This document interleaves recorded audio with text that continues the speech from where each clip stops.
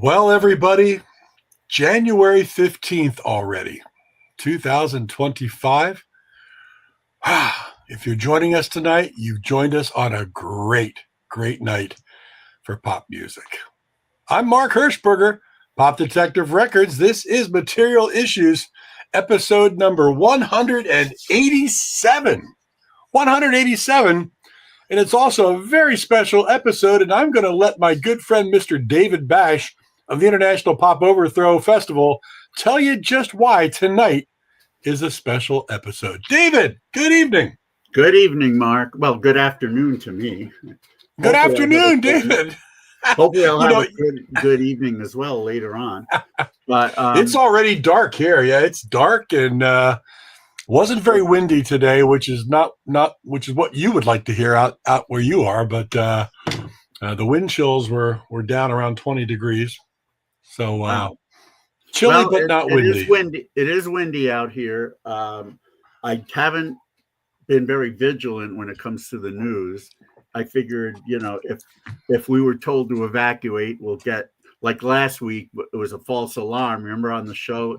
Yeah. We'll get a legitimate one. But from what I can tell by looking at the maps, everything is as it was, because now the firefighters are completely prepared. Nothing is going to take them by surprise. And like I mentioned to you off air, some of the firefighters or the department, I should say, has been called into some major question about just how unprepared they were for the initial fires. People are saying that they should have seen it coming. They should have had much more person power, and the fire department is blaming it on budget cuts. And so, that's another morass that'll have to be ultimately dealt with. Right now, everyone's just hoping that the firefighters are on the case, and it seems like they are. Yeah. So, knock wood, we're not going to have anything major, and they'll be able to get some of the bigger fires under more containment. The Palisades fire and the Arcadia fire, they could last literally for weeks, even if they don't spread. Good evening, afternoon, Tim. Hello, Tim. Yeah, not to beat a dead horse, because you want it to keep it in people's zeitgeist, but if you're not close by where you are, and if you're not involved with your house and everything going up in flames, boy, it's hard for us over here on the East Coast that don't get the earthquakes or the fires or things to understand how devastating, scary this whole thing is. And that's kind of, that's the way it is for anything that you see in the world. Well, that's over there, you can have compassion for it, but you can't really get the taste of like how close it really is unless you know what, even being here, you don't necessarily get the taste. It's something that I spoke about with Rena and with a few of my friends on the phone. But the most bizarre thing in my mind about all of this is that, people like me who live in the safe areas, you look around, everyone's just living their life as if nothing 5 or 10 miles away has happened. Right. It's almost like we're on the other side of the world when it comes to that. On some days, of course, you can see the smoke in the distance, but for the past several, we haven't been able to, which is, again, kudos to the fire department for keeping that fire from coming down the hill. But still, you don't see any sense of urgency. You don't see any sense of anything other than, which is a weird phenomenon. It's a weird phenomenon. It's as if someone would drop a nuke on New York City and it came all the way down almost to South Jersey. Well, I'm still going to wake up and go to work and do what I have to do, type of a feeling. But, crazy. Mr. Borak. Mark W. Yeah, I noticed that you put the W in there. Yeah. I'm trying to up my game. Yeah, a little more official. Hope you're feeling better, John. Hope you're feeling better, John. But it's a weird phenomenon about and sometimes like the Ukraine war, everybody was interested for the first couple of weeks. Then all of a sudden it seemed to be overkill. And then everybody kind of like said, okay, well, it is what it is. And it's tough to stay engaged. That'll happen here as well. Yeah. What I've told people and what I've tried to do is just donate when you can. A good friend of ours, a gentleman who was a guest twice on Material Issues, Steve Coulter, lost his home in Arcadia. Yeah. So they had a GoFundMe. A friend of his put together a GoFundMe, which I contributed to, and I know John Borak did, and a few other people I know. He's now gotten up to 60. I think he's up to about 60 grand. So I think it's even more now. I think it was close to 70 last time I looked. Yeah, so he's got a nice down payment on a home right there. Yep. So thank God for friends. And then you've got then on the other side of the spectrum of kindness, we'll say you have people dressing up as firefighters so they can go into homes and loot them. Yeah. And those people should be locked up and the key thrown away. It's just, I can't fathom how awful that is. And then, of course, the people who, it's been thought, and there's a lot of evidence to suggest that some of the fires were started by humans. Yeah. In fact, they're thinking the Palisades fire might have been.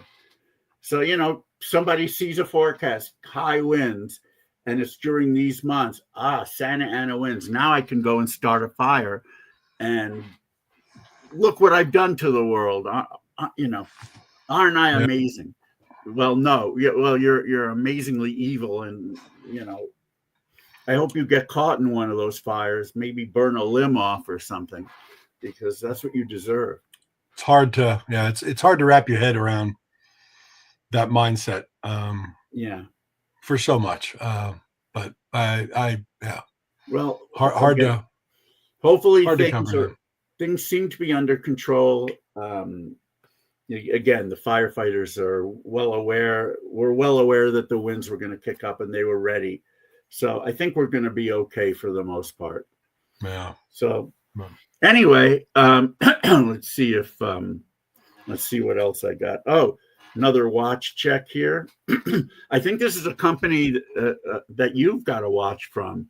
Let me make sure I have the right one. Wait, where's the name? Oh, it's right. Oh, Earnshaw, right. Oh, yeah. Yeah, I've got a couple of Earnshaws, yeah. This is an Earnshaw. It's a dual time. If you look in this little window here, it's got a second time zone. And this was this one was really inexpensive, and it looks great. Yeah. Earnshaws are not expensive watches. They're very, very cool designs. Yeah. Very cool designs. They really did a nice job. I think this is a very classy watch. Very nice. So let's see what we've got. God, I sound like Tony Romo here. Does that guy ever clear his throat? It's so damn annoying listening to him do football games.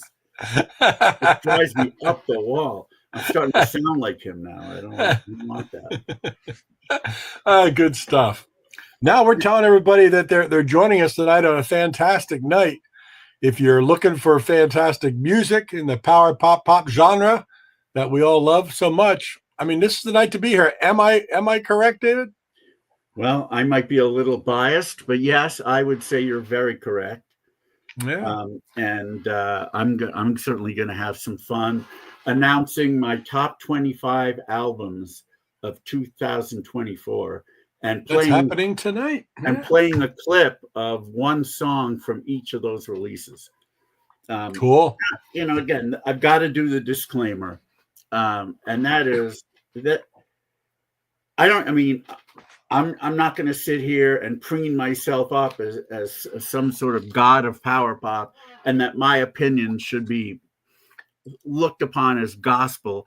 And I say this because they're going to be, obviously I only have 25 albums and 24 acts because one has 2 of them. So if you're not among the 24, you might feel badly about that. And I really hope you don't, for 2 reasons. One, it's just one man's opinion. And 2, there are so many really, really, really good albums this year that 25 doesn't do it justice. And ultimately, hopefully within a week, I will have my entire list of not just of about 150 contemporary albums and all the reissue lists as well. And I'll have an EP list, as usual, like 12 different categories. But because of my back surgery, because of the stress over the fires, I didn't get it done, the list done quite as soon as I would hope. But I should have it. I'll certainly have it by next week sometime. And hopefully people don't see that as too late. I mean, we're in 2025. It's not like a whole lot of new releases are coming down the pike yet. So right, yeah. I think we can still think about 2024 as being fresh and vital in our mind's ear. And how many years have you been doing your lists? In the format that I've been doing, about 20 or so. I think it's around 20, isn't it? At least, yeah. Where I had where I had several different lists with different categories of contemporary and reissues. And everybody out there watching either live right now or when you see this in the archive, drop us a message. You could drop us a message at popdetective.com if you feel like it or whatnot. I am of the opinion, and there are people who agree with me. We just can't get David to agree with us yet, that David's top 20 or 20 years of top lists, be them contemporary, reissues, vinyl, whatever it may be, needs to be put into a book. And he needs to talk about each list and each artist. And I think it would be a great reference book. I think if you had included links to where people can find the stuff or anything, it could be a pretty darn huge book when you think it's only 20 years, but think about all the artists David has talked about. Think about all the links that you could put to YouTube videos and to buy things and whatnot. I think it would be wonderful. So, well, thank you. I think one advantage that I have over some other people. Hi, Rick. Great to see you again. Sorry, it's cold. What was I going to say? Advantage you have over some people with the... Yeah, I mean, because of IPO Liverpool, because Rena and I do so much searching for bands all over Europe and other parts of the world, I do end up hearing stuff that maybe other people don't. And again, I'll have such a long list by the time I'm done with this. And I have to reiterate that there was a lot of great stuff in 2024. So if you're one of the musicians who had a release and it didn't make my top 25, that doesn't mean I don't think it's great. You know, I mean, I would say I think about 50 or so albums are great, and then a whole bunch of others are very good. Mm-hmm. So, yeah, I mean. And as you said, it's your opinion, because when I look at your list, now granted, because you and I talk a lot and we do this show and things, I'm very familiar with much of what your lists are, but there's still a number that you pop up on your list that I'm like, wait a minute, who is this? Right. And there are those that I listen to and go, oh my God, this would be in my top 10. And it might be number 80 on your list. Sure. But that's your opinion and it's my opinion. And that's the beauty of your list, is that you go through that. And if you haven't heard of stuff, man, look it up on Bandcamp and Spotify. And if you love it, buy it. And that's what it's all about. This stuff is available online somewhere. Oh yeah. You're right, DC. Thank you, DC. Yes. Well, indeed. Without further ado, let's get to it. I don't want to bore everybody with these diatribes. Anyhow, all right. So we're going to start at number 25. This is an artist who I would love to have play IPO, but what happened? That was my phone. Oh, he's sort of in a different realm. This is a guy who used to live in Canada. I believe he's moved to Brooklyn, which of course is great for a great place for any indie musician to be. This guy has released tons and tons of albums over the years, many of which were only available as digital but recently he's been doing vinyl on some of his older albums, making them brand new again. And this gentleman is Daniel Romano, and he's got his band Daniel Romano's Outfit. At number 25, the album is called Too Hot to Sleep, which, well, in Brooklyn during the summer, that certainly could be the case. I was thinking he himself is just too hot to go to sleep. Maybe that's what he meant. I didn't catch the double meaning until you mentioned it. But anyway, here's a track. And by the way, I'm not going to play the whole track of anything just because we don't want to be here for 4 hours. So I'll play maybe a minute or a minute and a half of these tracks. All right, well, here's one from the album called State of Nature from Too Hot to Sleep by Daniel Romano's Outfit. Following the wind to another place. All that ever was is all that remains. Yeah, it's strange, a state of nature. Just a little sweat, and heaven came to life. Another and again, we never thought twice. It's so nice, a state of nature. Back to the habits of life.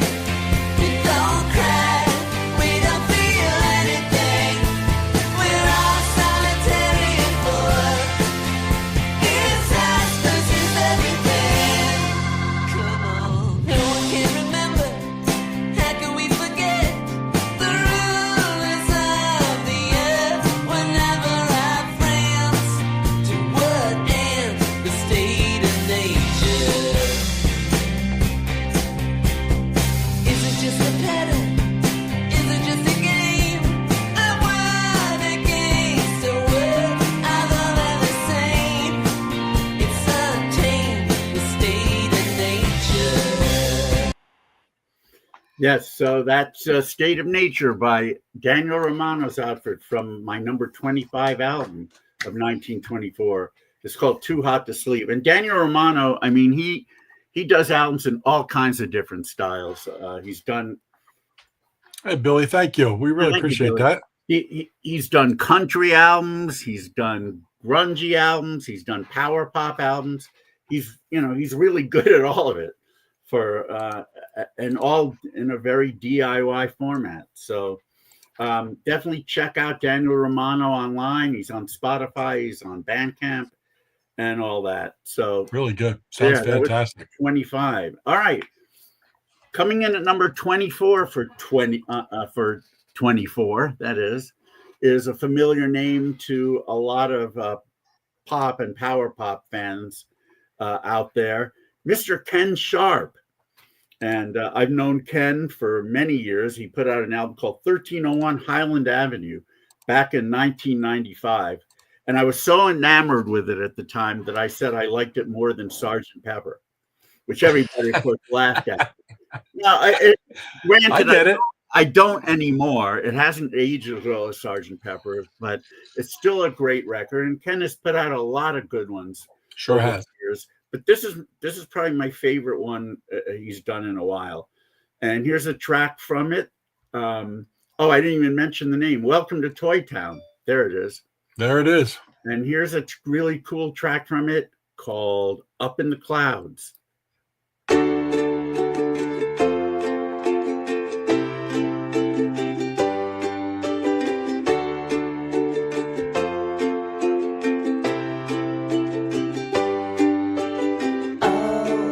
When your world's spinning round and terra firma and keep your feet on the ground.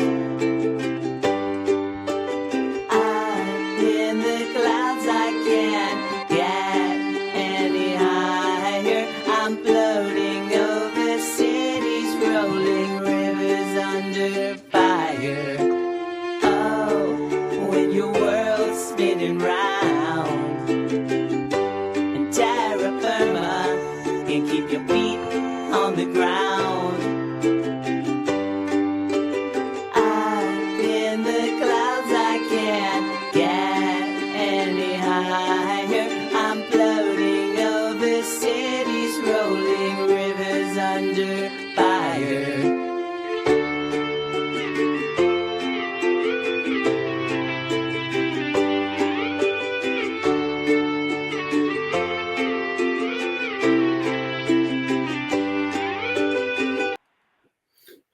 nice.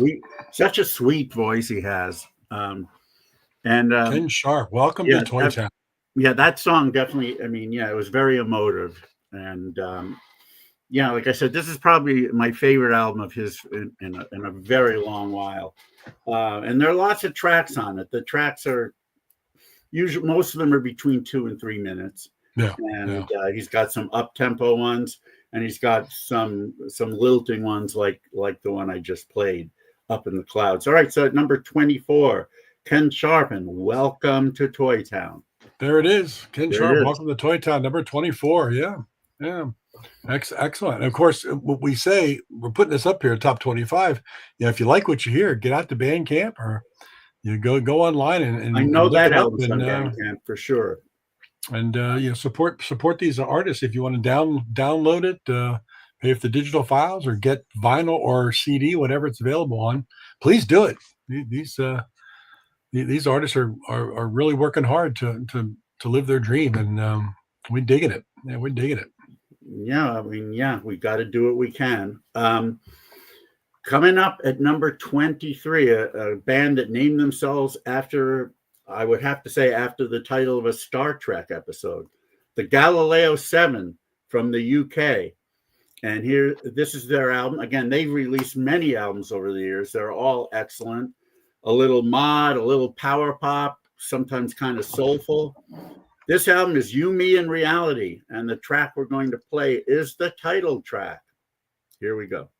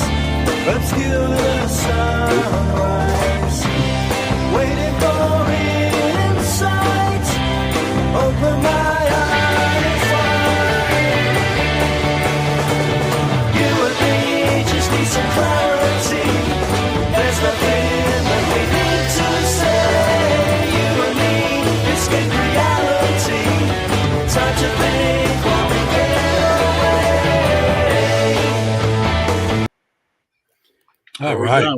The title track of my number 23 album of 2024, You, Me, and Reality by the Galileo 7. I'm pretty sure they played IPO Liverpool once. I think I saw them at Liverpool when I was over there one of the times. That may be possible because they've been around a while. Yeah, they've been around for quite a while. Hey, David, while we're after we've gone through 3, remember last episode we were talking about how good you are with early baseball or baseball in general, and I was trying to come up with a trivia idea real quick. Well, I've got one here. I'm going to give you the nickname of a famous older baseball player. You tell me who that is with his real name. Might not be as easy as you think. But number 1, how about Old Pete? Old Pete was one of the greatest pitchers of all time. He pitched for the Phillies, the Cubs, and he pitched near the end of his career for the Cardinals. And there's that famous story in the 1926 World Series where Old Pete was called on to relieve, and he stumbled out of the bullpen, and he'd had a bad drinking problem. So people thought, oh shit, he's drunk again. But he wasn't. He just happened to stumble, and he came in and mowed the Yankees down. We're talking about Grover Cleveland Alexander. Oh, no, and here's Borak with, I thought Old Pete was Ray Paul's nickname. But you are right. It's Grover Cleveland Alexander. So everybody, David's not just a pop music guru. He knows baseball. And that was an interesting story about old Pete, Grover Cleveland Alexander, stumbling in to mow down the Yankees when people thought he was drunk. That World Series also ended with Babe Ruth trying to steal second base, and he got thrown out. They asked him why. He said, I wasn't doing anyone any fucking good standing on first base. The guy on deck, Lou Gehrig, but this was 1926. He wasn't a home run hitter yet. So Babe was thinking, well, if he hits a single, I'm not going to score. And then the next bum is going to make an out. So I better go to second. Well, didn't work. I love it. All right.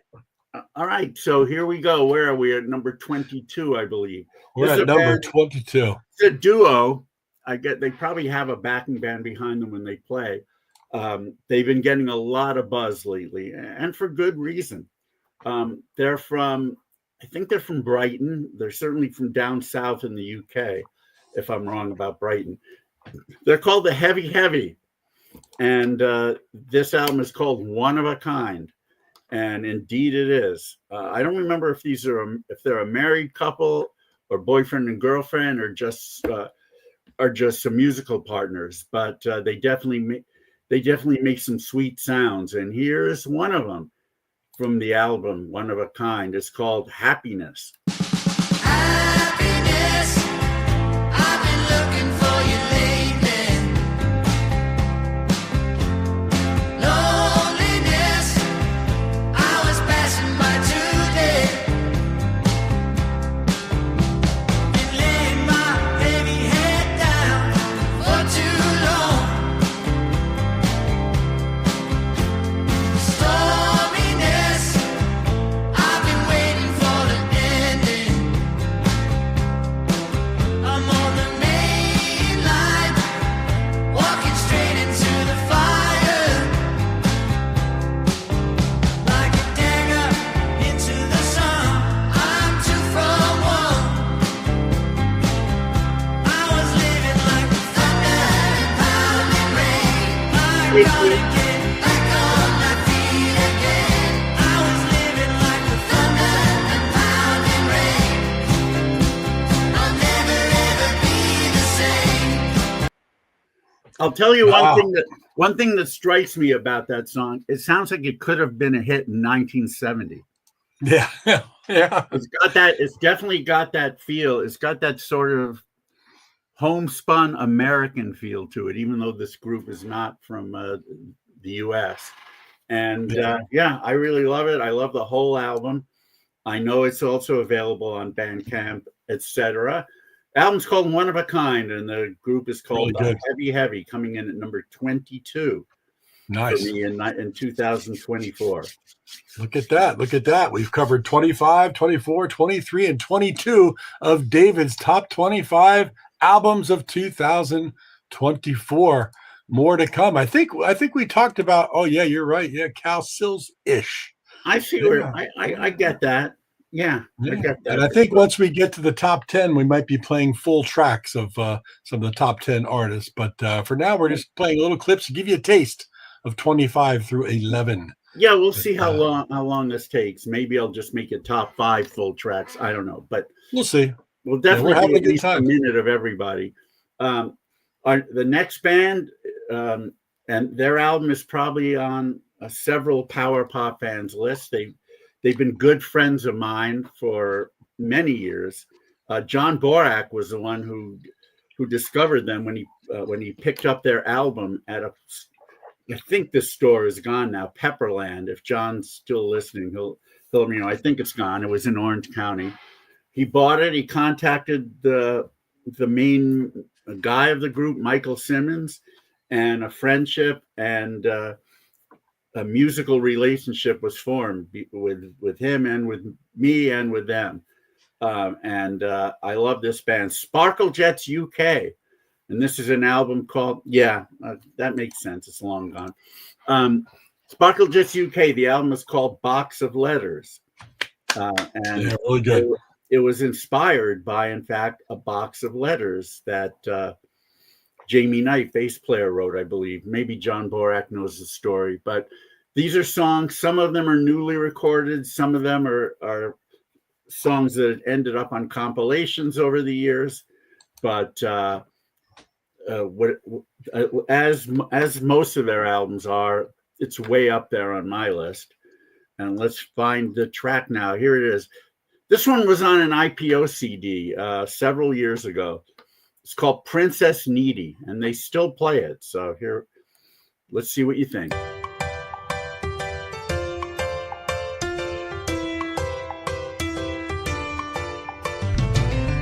Maybe she's insane, but I think it's more that she's vain. I bet she thinks the song is about her. She'll make points with you, but make no mistake, the payback will accrue. How dare the rest of us make her sad? How dare the rest of us have a plan? Don't you people know the world revolves around her? She tries to be kind, she tries to be nice, but it's all about her, so she don't think twice. She thinks a billion times more than you and me. Princess Needy.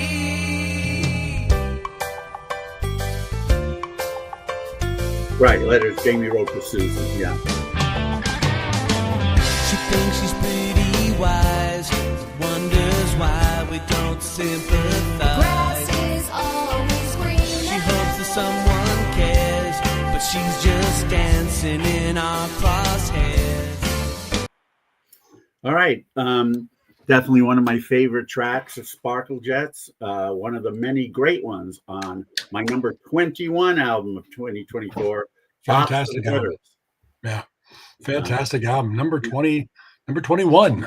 And Mike Simmons is a genius. I don't just mean musically. I mean, the guy, you give him anything technical, I don't care what it is, and he'll master it within about 10 minutes. So he's, and which is what makes him a really great producer as well. He's produced several artists out in the LA area. All right, coming in number 20. Again, an album that I'm sure is on a lot of people's lists because this band, also from Los Angeles area, has been around for a long time, has released several fine albums.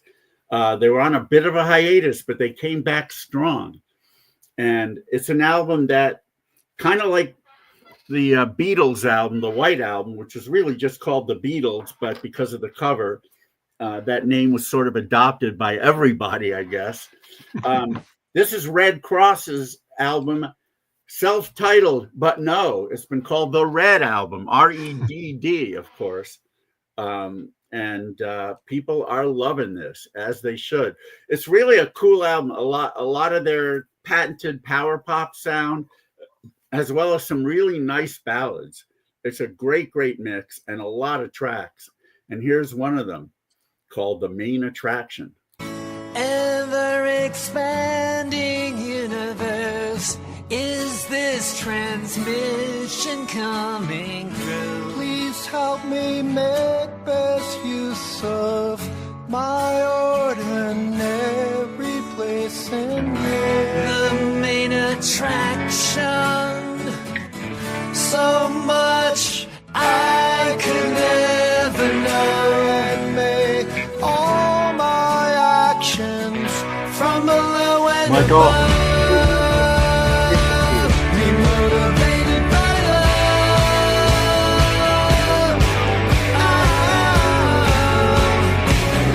Motivated by love.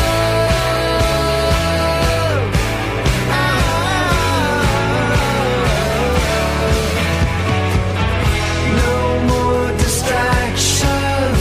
I hear this message coming through and make all my actions from below and above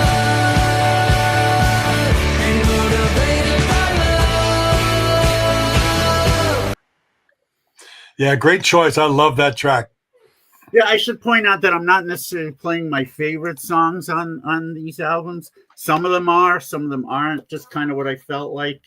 Yeah, I mean, The Main Attraction is one of my favorite songs on the album. Like I said, a great mix of the patented Red Kross power pop and some kind of ballads that power pop fans would love. Obviously, this one is on many people's lists, and for good reason. These guys, the McDonald brothers, they're still amazing. The Red Album, my number 20 of 2024.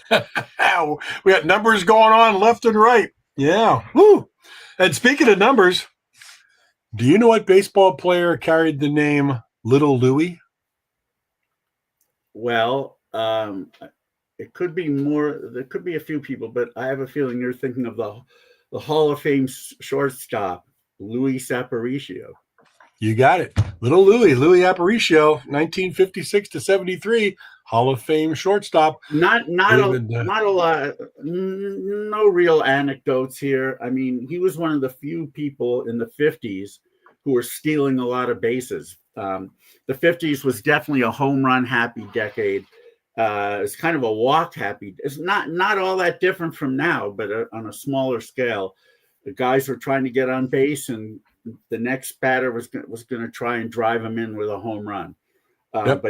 But the White Sox were the one team. The White Sox were known as the Go-Go Sox in the 50s because they actually had a lot of fast guys and not a whole lot of power. In fact, here's an interesting tidbit about that. You remember the show Home Run Derby, right? Yes, indeed. Yeah.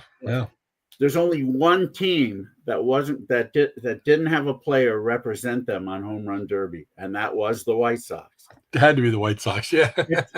15 of the other teams had at least one guy. And if you think back about the White Sox, name a White Sox pre-1980, a White Sox slugger. Oh, well, Dick Allen when he was there. But Dick Allen when Bill Melton was until he hurt his back. But yeah, you got to see him. But when he was traded to the Orioles, Mark Belanger was just coming up, and he said he tried to get Aparicio to give him advice, and all Aparicio would say is, "Get away from me, kid. Get away." He said, "I watched every move he made. Definitely helped." Good stuff. You got it though, man. You got it. It's all good. Next one might get you. Oh, okay. Now here's our next albums, which are numbers 19 and 18, are by the same band. And even though these albums are somewhat different, I can't separate them. I've never had this problem before. Yeah, that's what they all say, right? This is definitely one of my favorite bands in the new millennium. There's no doubt about it. It's Mothboxer, and now I have to make. Yeah, all right. Well, that's the first one we're gonna play, and I want to make sure that I have the right song queued up. So if you'll indulge me for a second. Sure. I'm just digging the album artwork. Yeah. Okay. Very cool. I got it. We're looking at 12, which I guess is their 12th album, although I think some of those albums are not necessarily proper albums. But let me go back to where we were. Okay, here we go. And here's the opening track from the album 12 by Mothboxer. It's called "Give It a Try."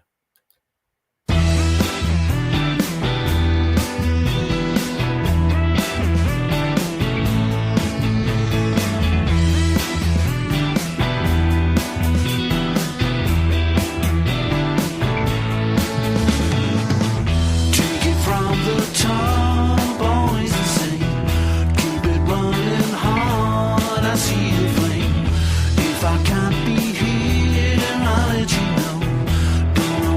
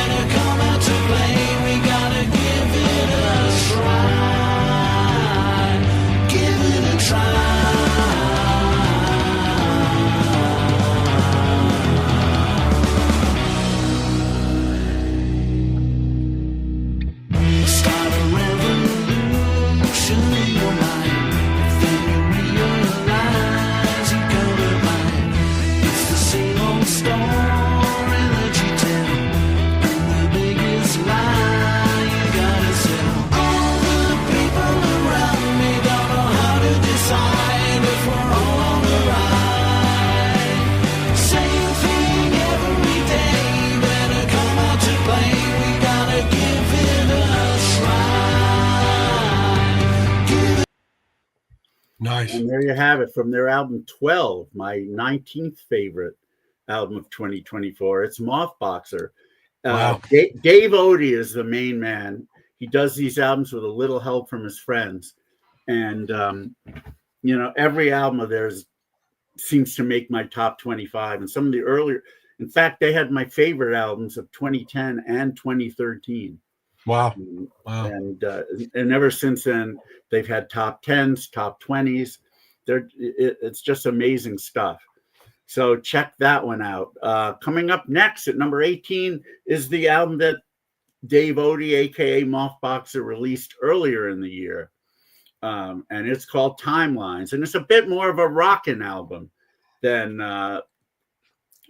12 and then most of the earlier ones, but the melodies are still there. And here's a track from Timelines called Running Out of Timelines.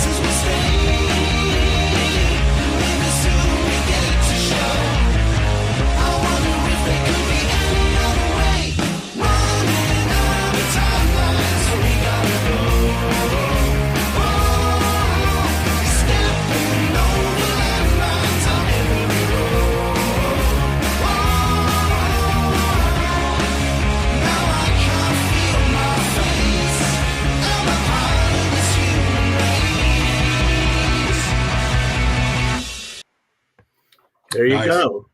From my number 18 album of the year, Timelines by Mothboxer, second of two by the great band led by Dave. 2 in a row.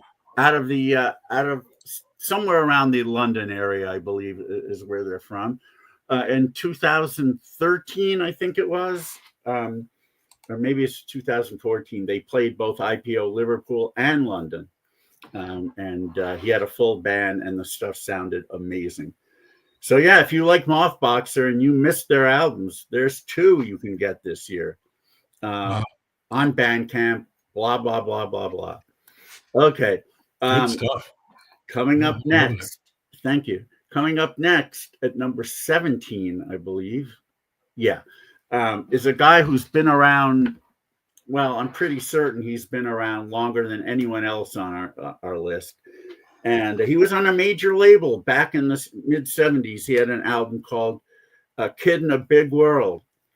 And his name is John Howard. And over the years, he's been recording albums quietly around his home. He now lives in Spain. He was from the UK. Wait, do I have this? Yeah, I have it right. Okay. That is the next album. Every one of his albums is just beautiful. And he's in his 70s now. And you wouldn't know it. His voice is still very youthful. And here's a song from Single Return, my number 17 album of the year. And this song is called Intact and Smiling.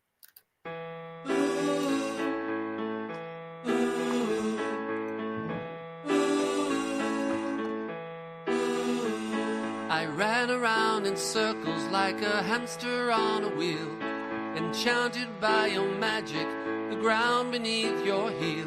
But somewhere deep inside me, I knew you'd never steal the knowledge I'd survive you and the things you put me through. The don'ts, the won'ts, the no-goes when you tell me what to do. You mold me in your image, but you haven't got a clue that you cannot stop me dreaming of fresh fields and pastures new. So I'm stepping out of your picture into the fresh air I've saved, walking tall, intact and smiling, an independent soul, nobody's slave.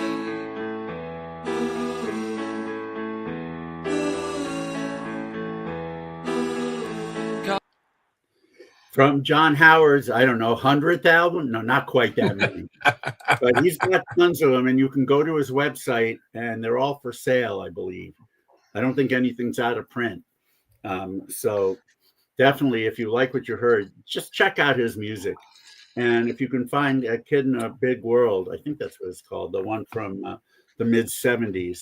It's been reissued on CDs a couple of times, and on vinyl. But originals aren't that hard to find of it as well. John Howard, my number 17 album, Single Return on the Cool Cat label. That's our Cool first, Cat.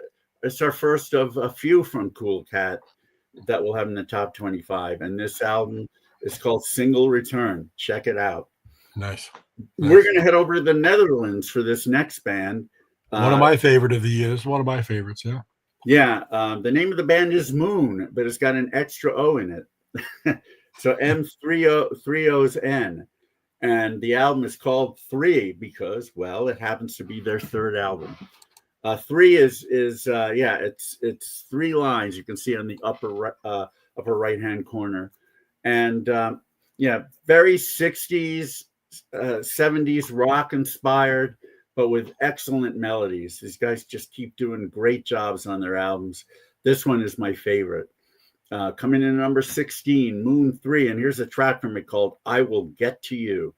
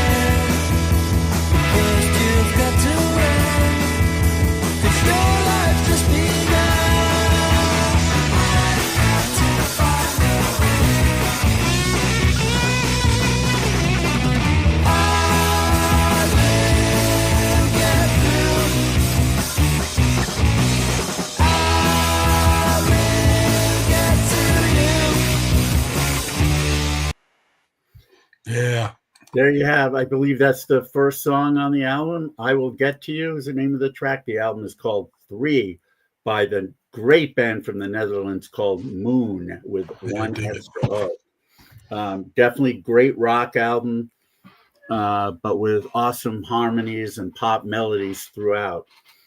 So check that one out. Wow, all right, what do we got now? We're at number 15, is that right?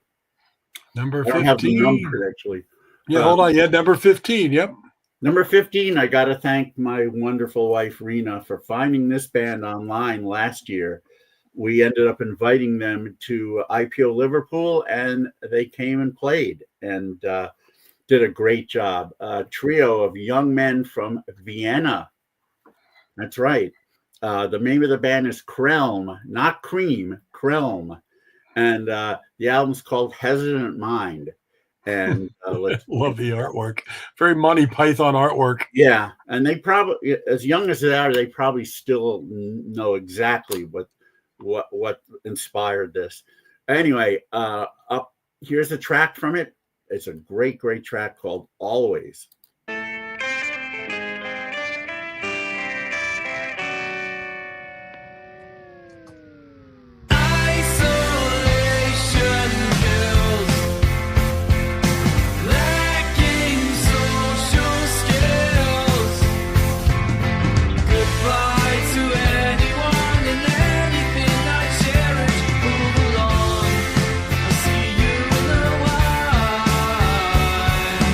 Precious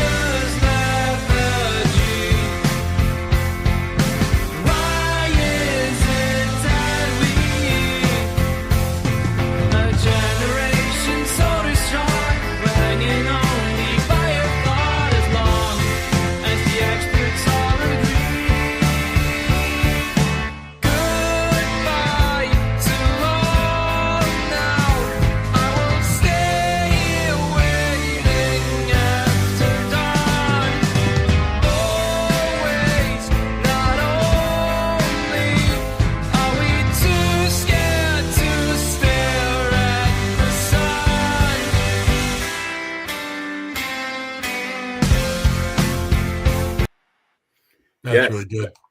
They are so great. I will be inviting them to Liverpool tomorrow, and hopefully they'll accept my invitation to come back.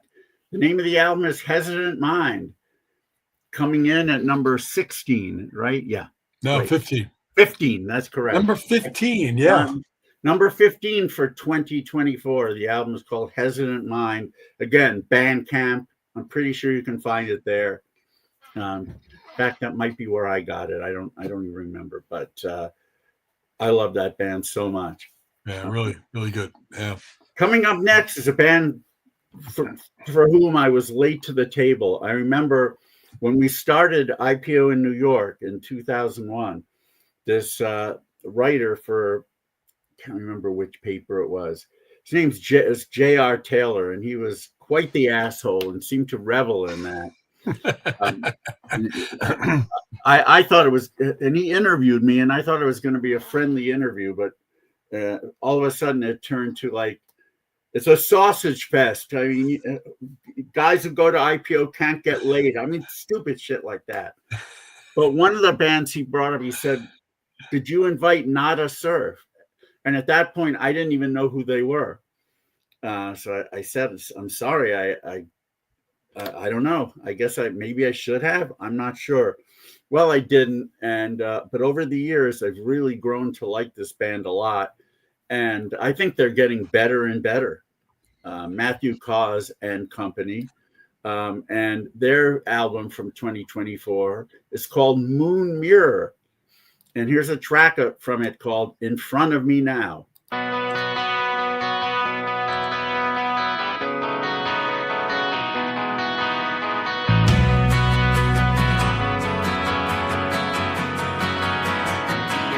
I used to be dreaming when I was driving. I used to be leaving when I was arriving. I used to be calling when I was walking. I used to be thinking when I was talking. I used to be counting when I was sharing. I used to be blinking when I was staring. I used to be rolling when I was parking. I used to be raining when I was stalking.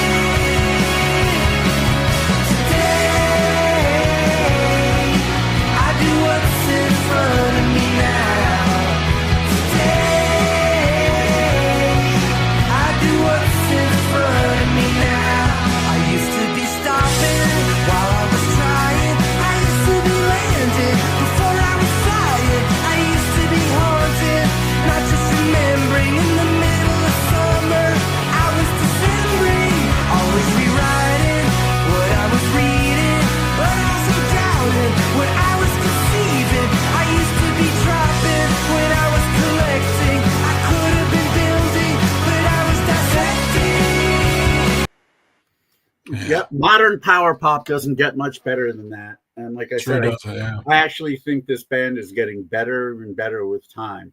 Name of the album is Moon Mirror. It was my 14th favorite of 2024, and the band Nada Surf. Nice. So again, I'm sure most of our listeners are familiar. And if they aren't, well, it's time to start digging through their catalog, particularly their last few albums. Like I said, really good. Yeah, I think another band I feel this way about who didn't have an album in 2024 is Sloan. I think they too are getting better and better with age and experience. So yeah, Nada Surf, and the album is called Moon Mirror, number 14 at 2024. Coming in at number 13 is a band from Leicester, the Midlands, UK. They have played IPO many times, but not lately. They kind of were on a bit of a hiatus. Now they finally did record a new album, and they're not sure that they're in playing shape yet. But I hope they decide to accept my invitation to play Liverpool again, because they've got a really good album called Imaginary Friends, and there it is. Great. Look at the artwork, man. Kind of looks like one of my shirts. It sure does. Oh man, I love it. I love the sun, the big smiling sun in the middle, and then all the Pepperland kind of things going on. Right. I love it. I love it. Yeah, no, it's great, and the music within is also wonderful. Here's a song from the Imaginary Friends called "She Looked Up at the Stars."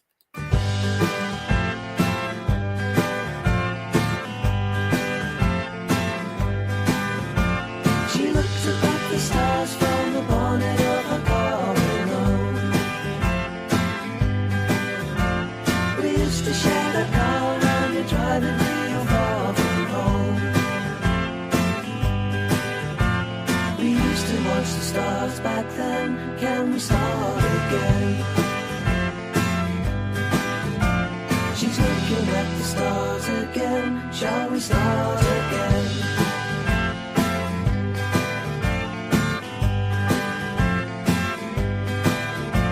Remember when I said that I wouldn't share my bed with you?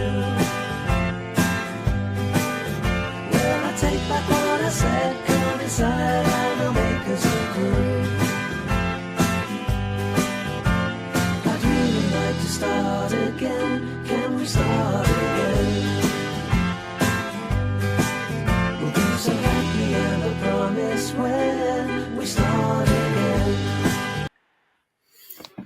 Just really kind of bouncy, very late 60s psychedelic pop inspired. They do it really, really well. They always have. And I'm so glad they're still out there recording and hopefully playing. The Junipers at number 13 for me in 2024. The album's called Imaginary Friends. Good, really good. All right. Yeah, Coming up keeps next. getting better. Coming up next is a band from also, I believe, the London area. They did play IPO in London one year. They're called Mark in the Clouds. And just, again, some really, really cool psychedelic pop. And the album is called Machines Can't Hear You. No, indeed, they can't.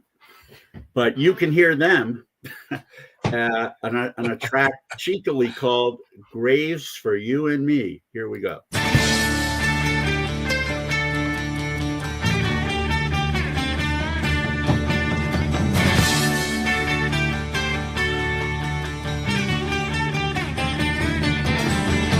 I see a torch flickering in the dark.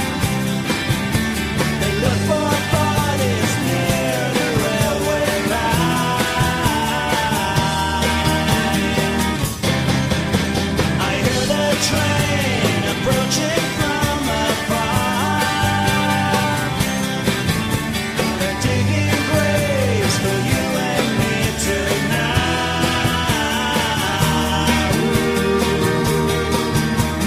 It's the perfect day and I don't care if it's the end. Let's resurrect before we die, 'cause there's no time to cry.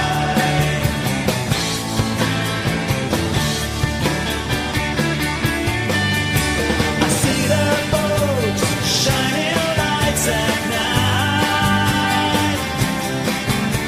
Seismic water waves by the lakeside. That's it at number 12. Mark in the Clouds from the UK. Machines Can't Hear You. Good Definitely stuff, check man. that out. Again, almost everything I'm playing is very easily bought via Bandcamp.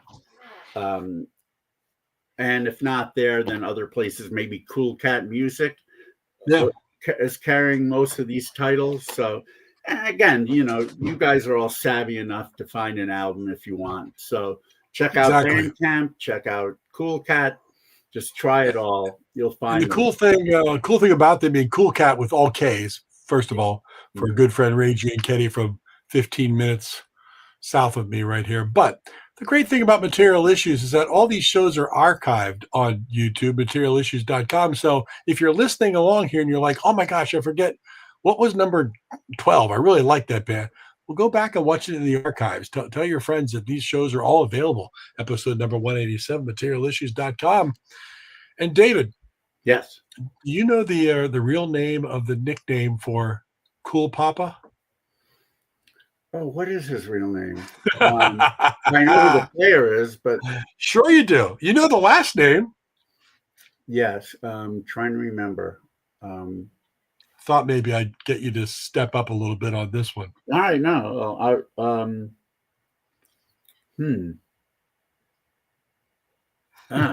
Is it William? It is not, but it's a very generic name like William. And John Borek says Gary Bell. Yeah. It is James Cool Papa Bell. Yeah, Cool Papa Bell. Cool Papa Bell, one of the greatest Negro League players of all time. Now, the Negro Leagues have been given major league status. Yes, Hall of So Fame. one of the greatest major league players. Certainly, he was one of the first Negro leaguers to be elected to the regular Baseball Hall of Fame. Satchel Paige being the first one. Cool Papa might have been second. He was either second or third. Yeah.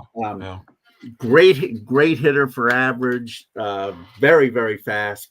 There was that joke. Satchel Paige used to like to tell the story about.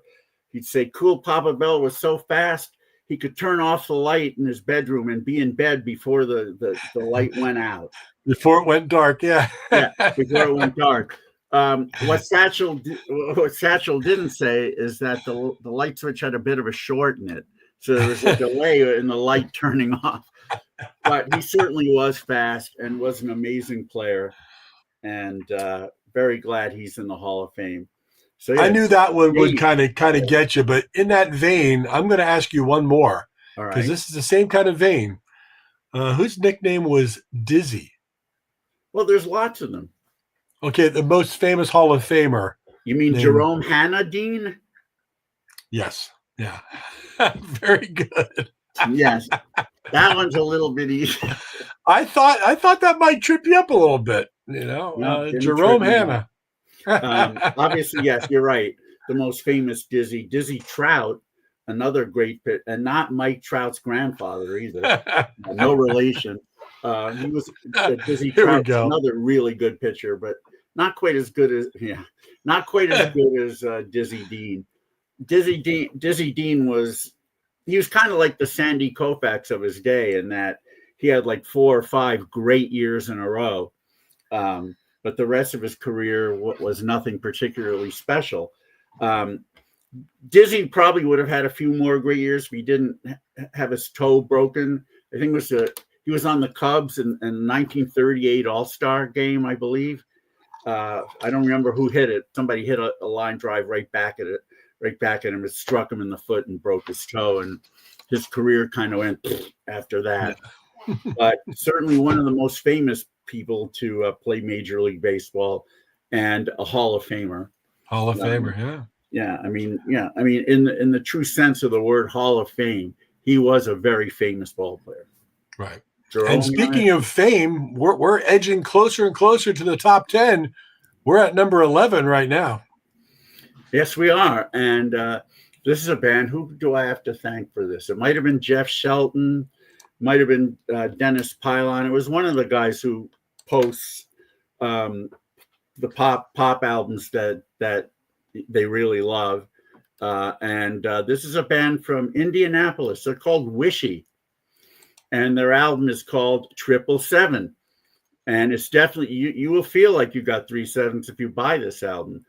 This is the only act in my top 25 with a well, actually, let me rephrase. It's the second act who has a female lead singer among the lead singers, but this is a track where you're actually going to hear the woman sing lead.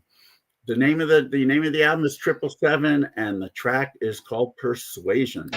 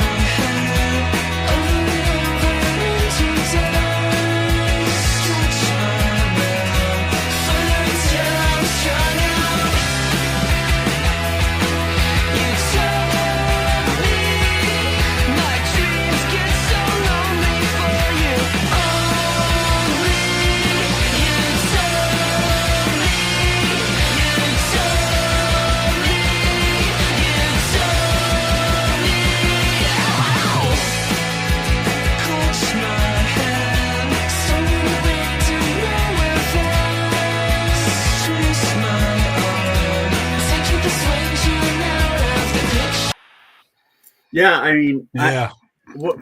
I really love that late 80s, early 90s sort of shoegaze, jangly pop that was coming out of the UK. This band, Well, is not also They're also DC. DC said very Cardigans like it. It's very. I think it's very right on the hinge of or the fringe of 90s Swedish pop. That Yeah. ding ding ding ding ding ding there is some of that. I hear bands like Lush quite a bit in Yeah. And my guess is that these are fairly young people. But my guess is they know that sound, and that's what they were trying to emulate. And they do a really nice, just a really really cool snappy pop album with all kinds of hooks. Definitely check it out. They're from Indianapolis, and I hope to get them to play IPO. They might be a bit of a challenge, but I'm going to try anyway. Name of the album is 777. It's my number 11 album of 2024. We're coming into the top 10. Oh, now we're into the top 10. And at number 10 is a gentleman who and band from Philadelphia. No stranger to my top 10.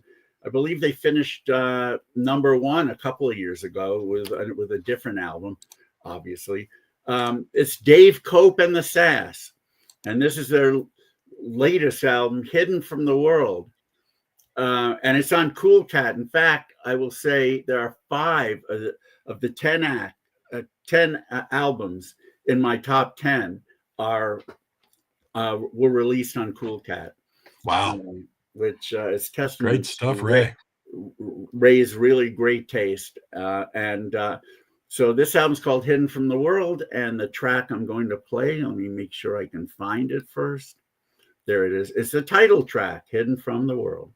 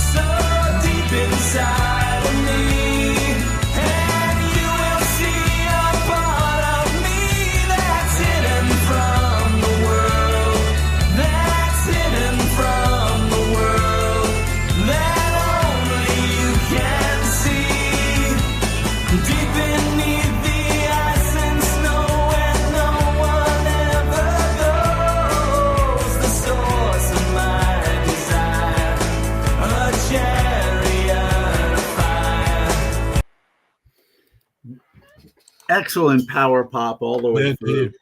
And my favorite track from the album is called Precious Heart. It's on this year's last year's IPO compilation.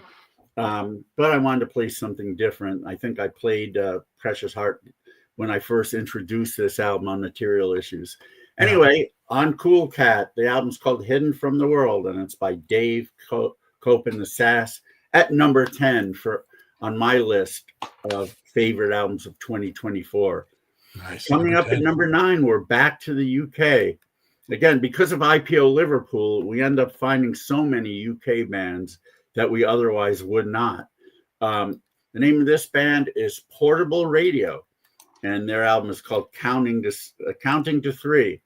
I believe Robin Gibson, who was once in the Junipers, is in this band now.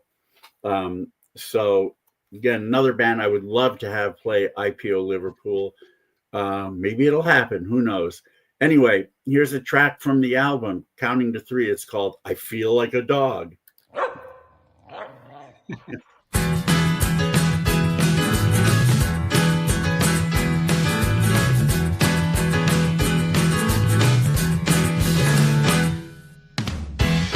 know that I feel like a dog.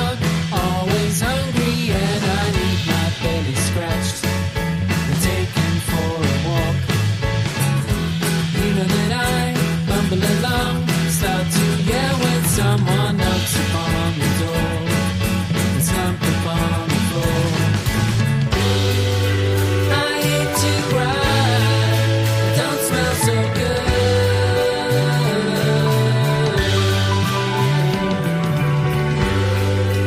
Sometimes at night, you're gonna have to throw this dog right off the bed. So maybe you should rest your head, yeah.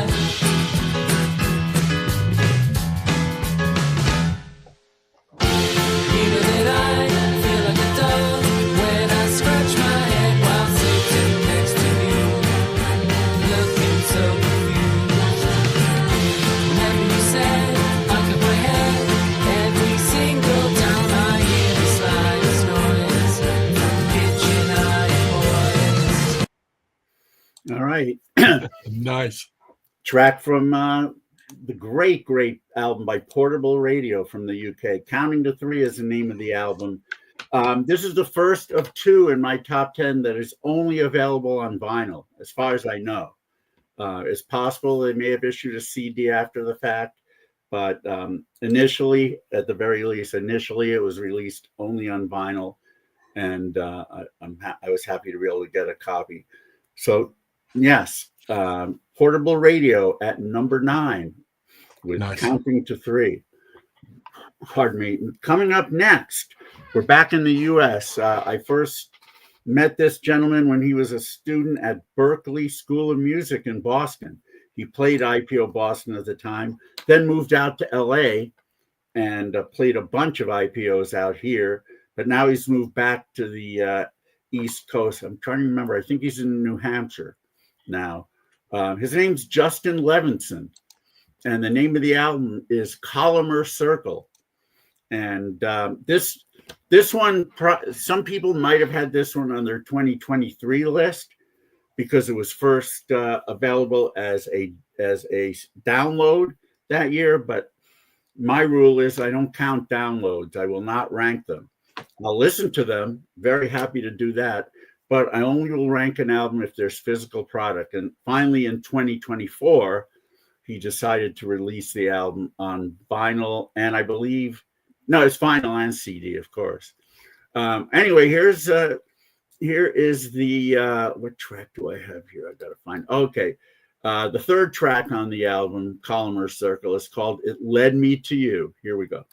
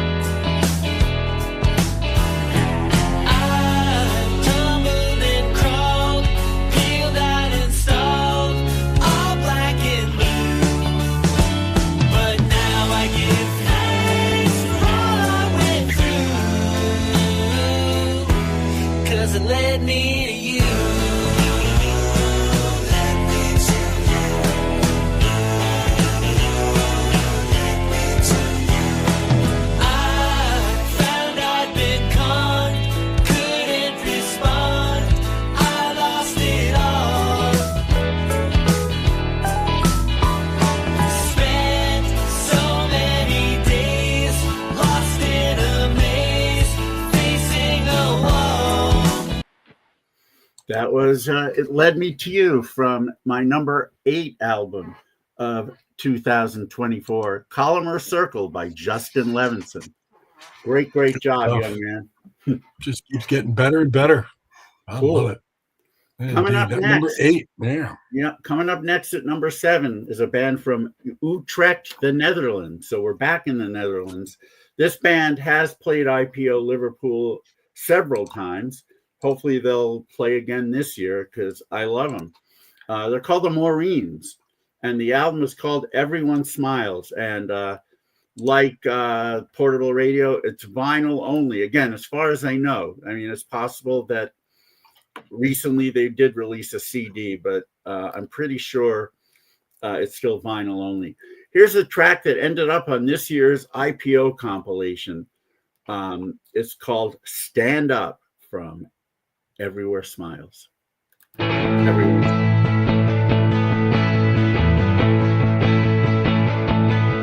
Stand up for the hero that saved our little world.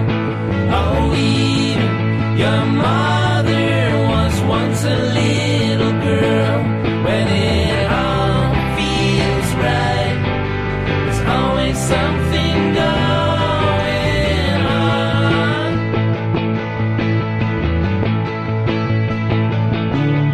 Stand up for the weak man who's living by the shore.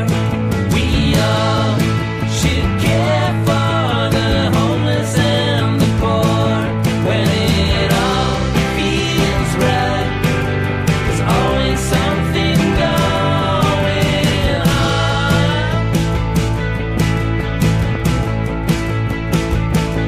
Devil's not all day. A perfect day still won't be gone. No, John, neither McCormick nor what was the other one you had in there? McGovern. McGovern. Neither of them are in this band. The one thing I really love about the Morines is every vocal is there's no like single lead vocal. It's just harmonies all the way through, and they do it so well. This is probably my favorite album of theirs. It's called Everyone Smiles, and Really good. my number 7 album of 2024. We're getting We're closer to close. the top 5. Getting closer to the top 5. I'm sorry, John. There was no Maureen McCormick. I know. Well, I'm how glad you disappointed think all the music is good, John. That's great to know. Thank you for letting everyone know how you feel. All right. So coming up at number 6 is a gentleman who,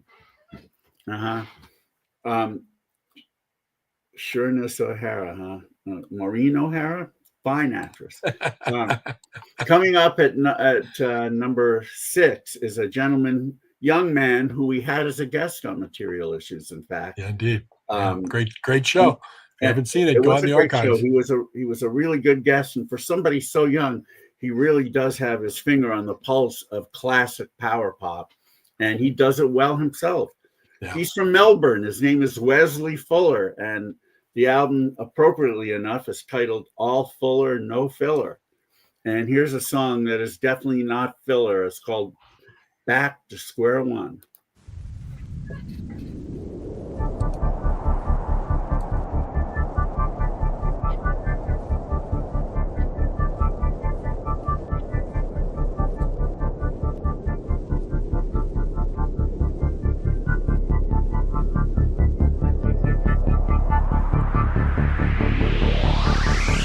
Back in the world, the physical world, back where the vengeance will come. From the flash in the pan into the fire, shot from a gun, rising on up to the ashes, reborn on the run. Starting again, circadian. Back to square one. We're gonna make it. We shall overcome. Launching our rockets straight for the sun. With a crash and a bang, we'll fight again. Our time will come. Turning over the page on yesterday. Back to square one. Indeed, Yeah. another great album by this young man, Wesley Fuller from Melbourne. All Fuller, no filler. I remember I got the CD when it first came out. The vinyl was just so expensive shipping wise. I always hoped I'd find it on one of my travels, and lo and behold, at Rough Trade Records in Liverpool, they actually had the LP version. I couldn't believe it, but so glad to have both formats. The CD, Absolutely true though. All fuller, no filler. This album is just packed, top to bottom. it really is. It's tremendous. It could have certainly been in many other years. It would have had a good shot at the top 5, but again, there was just so much great stuff this year that it was a very difficult top 5 to make. But now we're going to get into it, and I guess we will play the entire track of our top 5 entries. Coming up at number 5, this is a gentleman who had a band, which I know you know, Mark. You may have even seen him play in Liverpool. That band was called Cheese. Back in the early 2000s, they had an amazing album called Let It Breathe. Let It Breathe. This is the main man, Marco Rossi. He's got a solo record, Since Returning from the Moon. And let me find his track because it's not right in front of me. There it is. Wait, there it is. Here's a track from it called Kensington Gore, my number 5 album of 2024.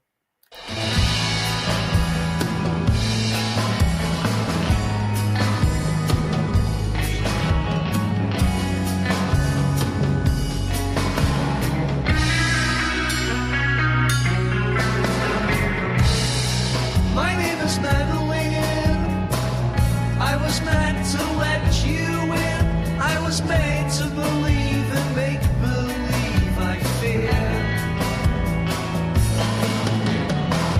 When you started meddling, you assured me that I'd succumb. Look, it's written in the script, it must have been a page you skipped, my dear. Kensington Road, I was covered in glory near the start of the story. I'm a bud device. I started stammering when I figured your desires. Then you turned on your heel and you turned into a heel right here. If the papers come clamoring, I'll get mad if you're indiscreet.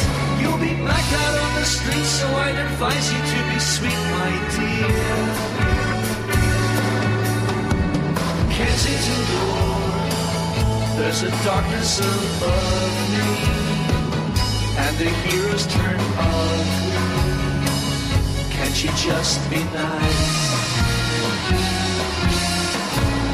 Why'd you have to picture me in ribbons of scarlet, starlet to harlot, in one disturbing transformation scene?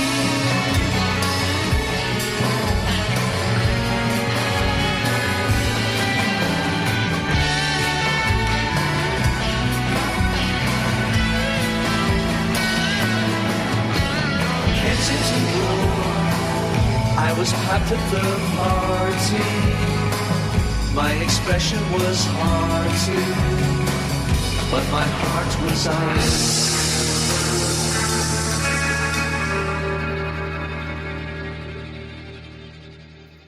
That's Kensington Gore by Marco Rossi from my number 5 album of 2024, Since Returning from the Moon.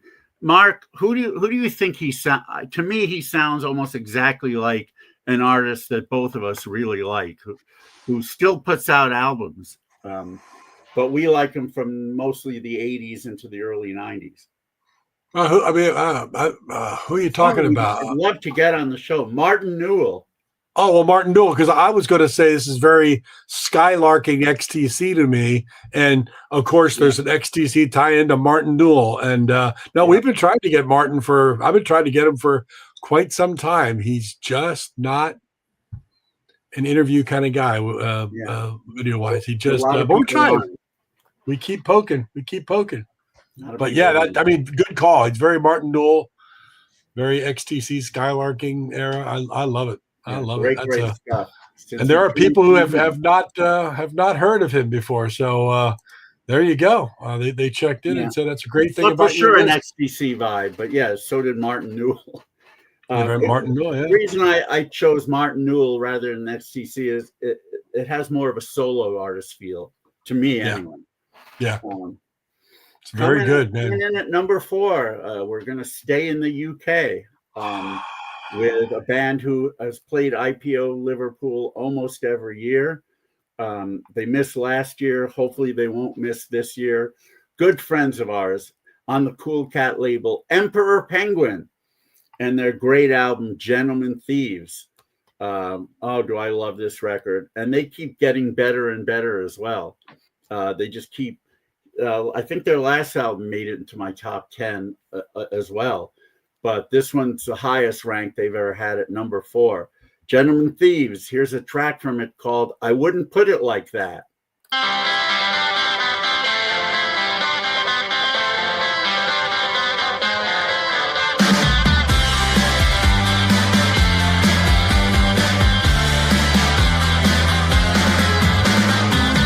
I tried to write a song to tell you how I feel, but all my rhymes went wrong in couplets that reveal classical references on my Achilles heel. If you're trying to sweet talk me, you better polish your poetry.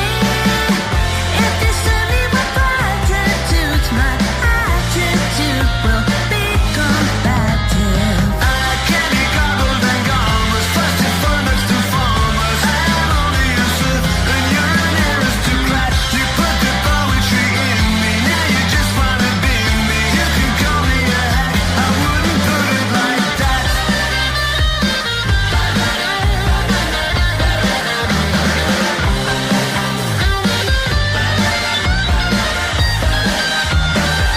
All of my syllables seem so stressed. I've got emotions I can't express. Hold your tongue, here's a tip for you. Your lips might kiss what your mouth can't speak to right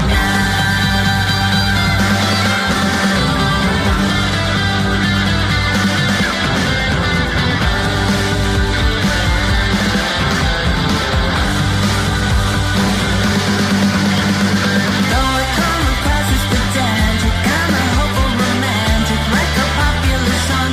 Even when it's so hot, when you're singing my praises with pedestrian phrases, I got one caveat: I wouldn't put it like that. For the birds in Aristophanes' words, I lack artistry, drop animosity.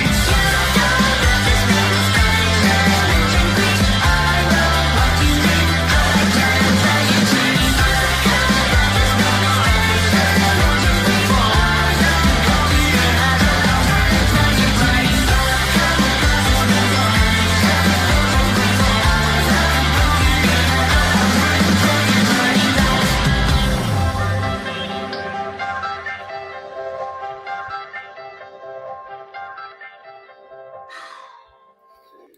Great bunch of guys, excellent band. That is Emperor Penguin with Gentlemen Thieves, my number 4 album of 2024.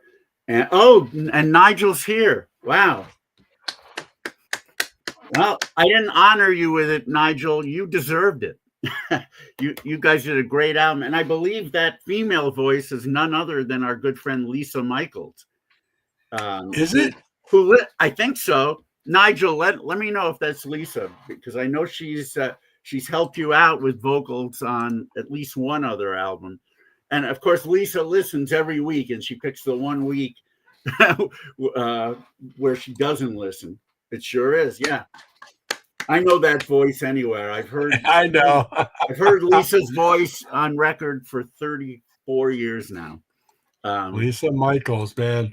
She's Doesn't as get good much as better than Lisa. very I love her. nice. So yeah, And that's Emperor Penguin. That's number 4. And I'm sitting here going, "Oh my gosh, that's my favorite album of the year." And oh wait, there's 3 more to go. There's 3 more that I 3 more to go. chose to rank higher. I mean, you know, Holy again, cow! almost anything that's in the top 5 of a year like this could have been number 1 in a different year. But again, just tons and tons of good stuff. That Emperor Penguin, man, that was well done, man. Coming in at number 3, and this is one that is going to be a no-brainer for just about everybody listening. And if you haven't heard this band yet, you've probably been hiding under a rock, because they have gotten so much press ever since they released their first album, actually, and it's getting better and better, and so are their records. Coming in at number 3, the band is the Lemon Twigs, and the album is A Dream Is All We Know. And again, I'm sure a lot of people listening already have this album, and I really like all of their albums, but it seemed like on some of their earlier albums, they were kind of trying to show everyone just how well versed they were in the annals of pop history by just trying to do a certain style. This one, it seems like they're just kind of having fun and doing great power pop at the same time. Yeah. And the album, as I said, is called A Dream Is All We Know. And let me find the track here. There it is. Oh, what is the title? It's cut off here, and I'm never good at remembering titles. So give me a second, and I will find it. Where did it go? Come on. I'm looking. Of course, the one file that I can't find. Maybe what I'll do is I'll actually pick up the record and look. Yes, They Don't Know How to Fall Into Place. That's the name of the track. Good And choice. it's by the Lemon Twigs, and here we go.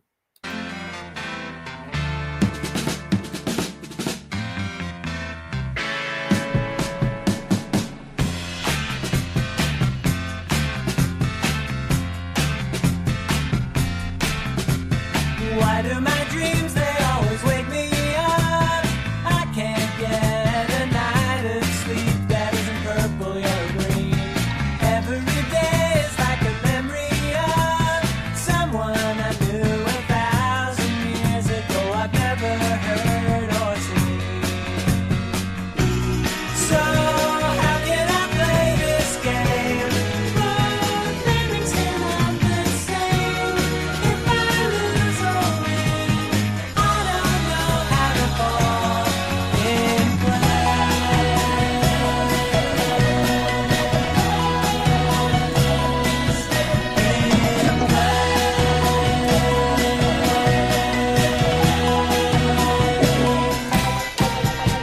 I was a boy and all I They wanted are. was, I don't know, just someone to mess around with. She was a girl who painted pictures of objects of no particular relevance. And I didn't have a clue of what I was getting into. Was a go-between. Now we don't know how to fall in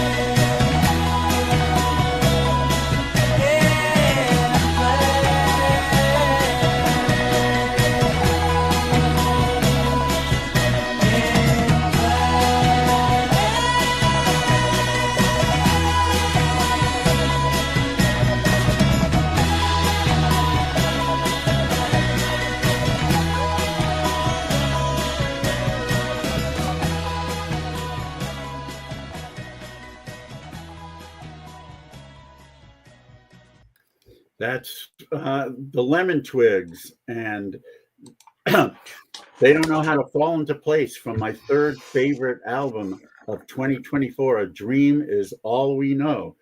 It's on Captured Tracks now, which is interesting how it's 6 degrees of separation. They released a lot of Cleaners from Venus albums, Martin There you go. Newell's band from the 80s. So they certainly have good taste, and we're glad they were able to release this one. And some of you may also know that the two main guys of the Lemon Twigs, their dad, Ronnie D'Addario, had several great records. Well, they weren't released until way after the fact, but he recorded tons of amazing songs starting from the mid 70s. I think they're on Captured Tracks too, those albums. So you definitely want to look for Ronnie D'Addario's albums as well. All right, at number three. That's really great sunshine pop. I get such a, especially from that track, I get such an association vibe in many ways. It's just a feel good stuff, man. Yeah, they really got it. Like I said, I think this is an album where they kind of put down the pretenses and said, we're just going to record stuff we like. We're going to have fun with it. And it ended up really paying dividends for them. And I got to say, great choices at album number 5 with Marco Rossi, 4 Emperor Penguin, 3 the Lemon Twigs. I know what your 2 and 1 is, so I have a little bit of advantage, but your 2 surprised me a little bit, I have to say. Okay. I love it, but surprised me that it rose that up. But your number 1, I'm all on board with it. So let's go. 2 and 1. Well, number 2 is a band from Norway who had played IPO Liverpool, and they even came to LA a bunch of years ago to play IPO there. I love this band so much, and they just keep getting better and better. They're called Armchair Oracles, and the album is called Nothing Ever Is. And as you can see, it's just one word as the title of the record. And the reason it made number 2 is just every song is just absolutely top shelf. I can't think of one even close to a dud on here, or even one that I wouldn't want to hear anymore. We're going to play a track from Nothing Ever Is, my second favorite album of 2024, Armchair Oracles, Addicted to the Ride.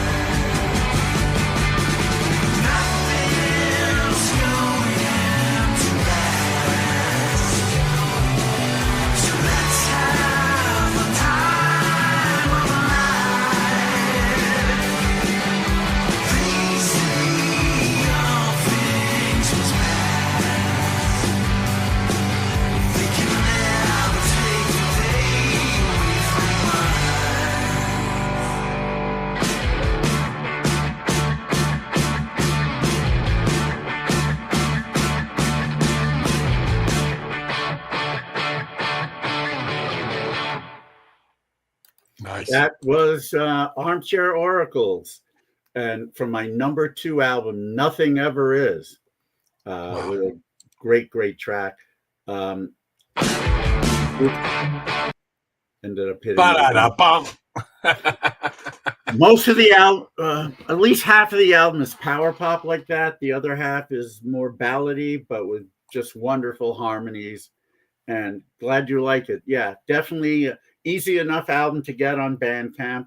From Norway, Armchair Oracles and Nothing Ever Is, my number 2 album of 2024.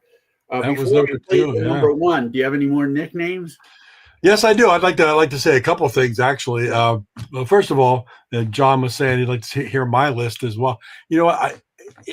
It's funny. I don't write down my favorite things and keep it by dates. I don't think in those terms. I know, David, you do a lot of note taking and you keep a lot of things in order that way. So for me to like actually put a list together, I forget things that I might have heard in the first 6 months of the year because I start hearing more things, and then I'll be reminded of stuff that David does in his list. I'm like, oh, it was such a good album. And you just, there's so much good music that was put out in 2024. We talk about this all the time. People say, oh, there's never any good music being put out anymore. And that's so far from the truth. You just gotta dig a little bit, or you gotta listen to our show, and we'll let you know. We'll let you know what's going on. But I do have some nicknames.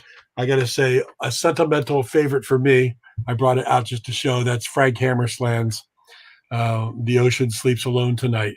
That's one of my top of 2024, not only because it's a fantastic album, released obviously after Frank passed away 2 years ago, but different, a different type of album, not a real power poppy album, but that's one of my favorites. But let's see if you can get this nickname, David. How about the Mechanical Man? Here's an interesting thing. A lot of names, especially of older ball players, pre-radio and TV. A lot of baseball players' names have been mispronounced for many, many years. For example, is it Honus or Hannes Wagner? Well, I'm pretty certain it's Hannes, because he was called the Flying Dutchman. That was his nickname. And his real name was John Peter Wagner. So you connect John and Dutchman, and you've got Johannes. So Johannes then being anglicized into Hannes, not Honus. Plus, right. The director of the Hannes Wagner Museum says that's how it's pronounced. So I'm going to take his word for it. Is it Nap Lajoie, Nap Lajoie? I'm pretty sure it's Lajoie, but Lajoie, yeah. The Mechanical Man, the real name of this has been up for debate, and people still don't believe me when I say that his last name is pronounced Geringer, not Geringer. But right. The Mechanical Man was the longtime Detroit Tigers second baseman, Charlie Geringer, Hall of Famer. I think he was an MVP one year.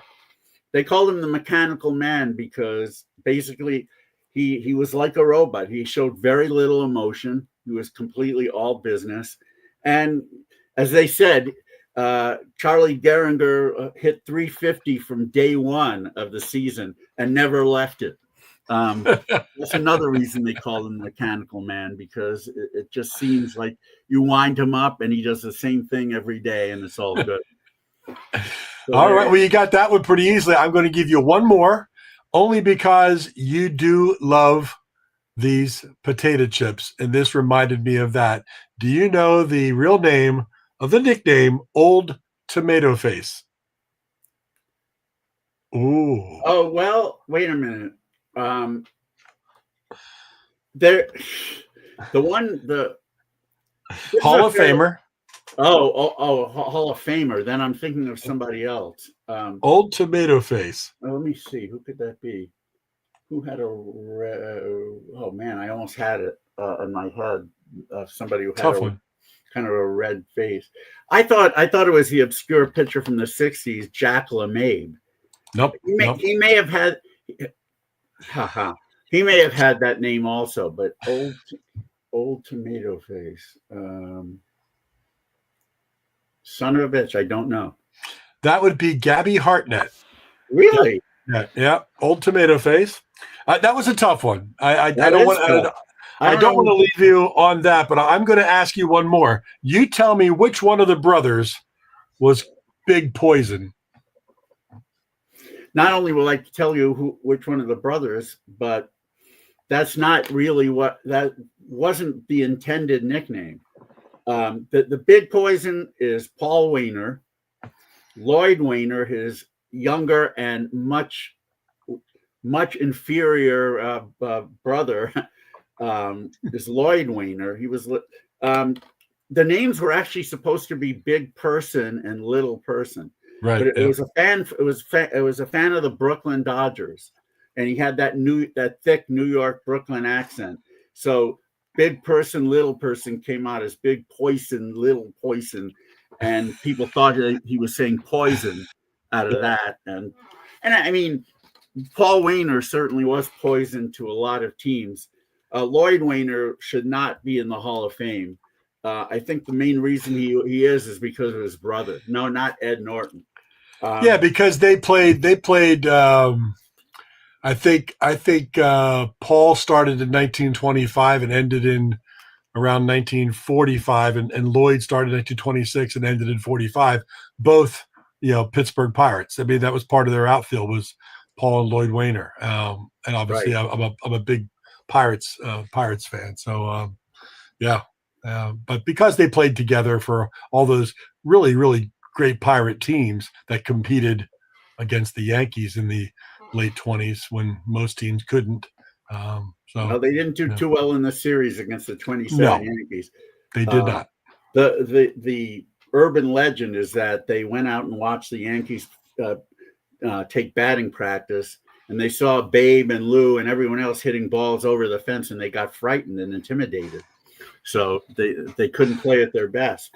Who knows? That 27 Yankees, certainly one of the greatest teams of all time. Paul Wayner was also known. We're talking about Pete Alexander. Paul Wayner is also known as a drunk, and I can't remember what. I think it might have been Frankie Frisch. I think managed the Pirates in the early 1940s. Yep. Yes. And he found a flask. He found a flask with alcohol in it near Wayner's locker, and he said, "Wayner, is this yours?" And Paul said, "Is there anything in it?" And Leo and Frankie said, "Yeah." He goes, "Well, if it was no, it can't be mine. If it was mine, it'd be empty." Oh, those were the days. I have way more trivia about baseball players than Oh, here we go. I do know. Yeah, but John's got to be coming up with something I else. do right? know. It starts with a G and ends with an E, and it's got 4 letters. And Neil Chrisley's middle name, oh no, that was his real first name was Barbara. Pass it on. All right. All right. All right. Now, without Here we further go. ado, let's get to the number one. I'm really proud of this.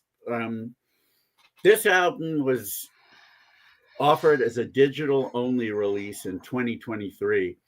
And I loved it so much that I contacted the mastermind behind the group and I said, we really got to get this album out on CD or vinyl or whatever.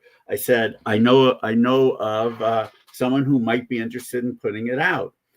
And Gene Hughes, the main man of this band, said, I don't know, maybe. I had to work on him for months to finally get a hold of Ray at Cool Cat. And lo and behold, it worked out. The album came out on CD in 2024. So while it might be on some other people's 2023 list, I had to wait till 2024 to count it. The name of the album in its original form as a digital release was Spiritual Age. But on Cool Cat, I guess he decided to take away that title and make it self-titled. However you want to call it, this was an easy pick for me at number one. As great as the year as great as the year was for music, this one just kind of towered over the rest. The name of the group is Telejet. They're from Toronto, and there's the album, which you can now get on CD from Cool Cat Music, and you really should. Here's a track from it called Inside a Letterbox. I'm sorry. I feel that the two of us are getting underground. Things are upside down, and I feel that the both of us are getting all the lines, but passing on the rhymes of fear. I'll give this a good nod here and try to see us through tomorrow.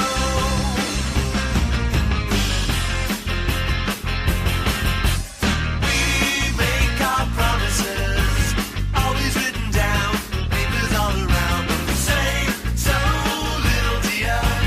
We just screw around, we are lost and found, oh dear. Can you believe we're here inside a letterbox? We lost our way. I've seen this love of ours wander off the shore, but I feel the love affair is ending well. We make our bed at night, I would dream away, and you would lead the way. There was a compromise, then we could get away with calling it a day. Oh shit, I blew it a little bit, but not enough to blame the mailman. And can you imagine us a year or two from now? Things will turn out how they will, like the destined to. So I will cut the tie and save us all a cry out. Dear, can you believe we're here inside a letterbox? We've lost our way. I've seen the sunrise wander off the shore. I feel the love affair is ending well.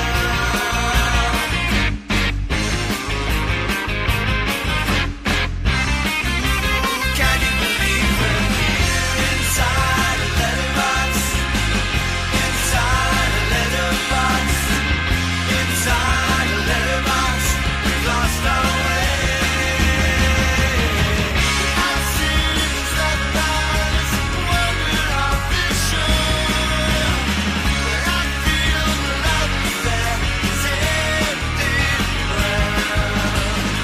I've seen the love of ours wander off the shore, but I feel the love affair is ending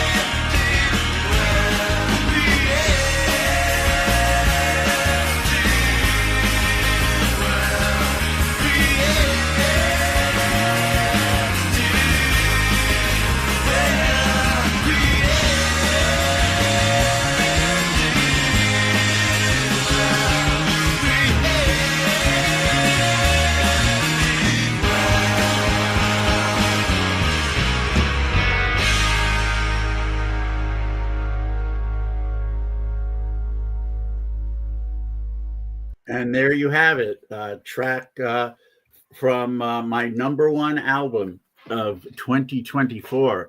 You can either call it Spiritual Age or self-titled, however you like it. Telejet. And I pretty much knew that was going to be number one the minute I heard it. Yeah, That's why I yeah. tried so hard. That's why I tried so hard to connect Gene with Ray, because I really wanted it to see the light of day as a physical product, and I'm so glad that it did. And I remember the episode last year when you played a bit of that album, and man, I went out and got it right away.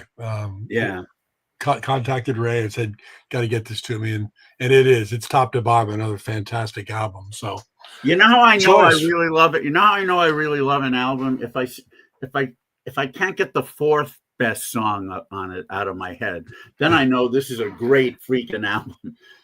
And that probably happened with the Telejet album at some point also. So. Yeah. Wow. Really, really solid top five.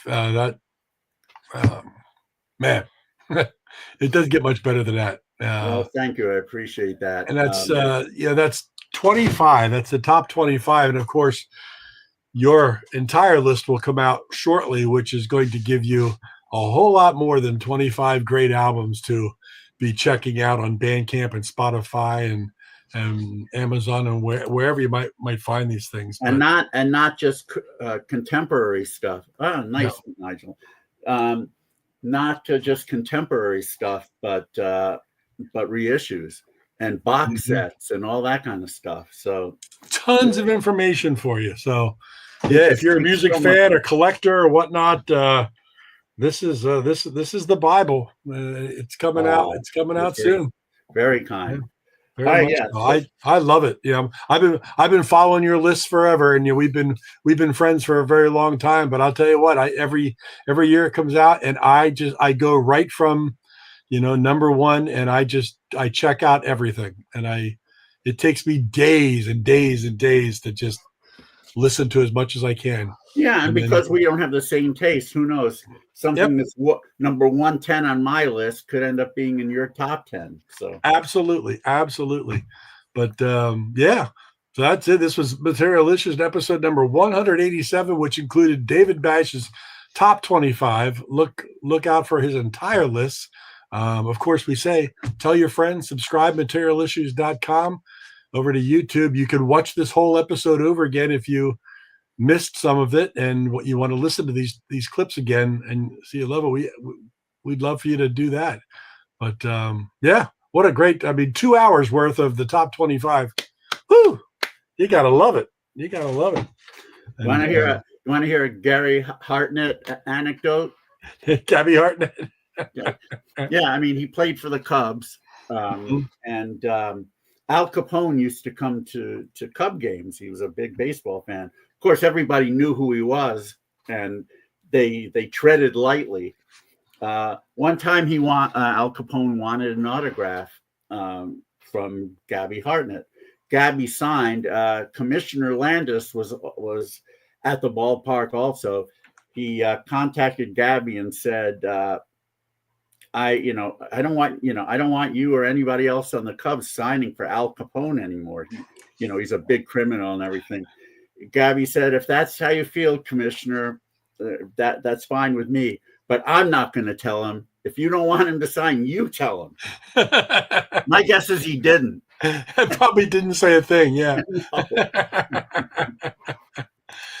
Thank you, Dame Duck. Yeah. Glad you stuck around for the whole thing. It was definitely. It was well worth it. It was a lot of fun.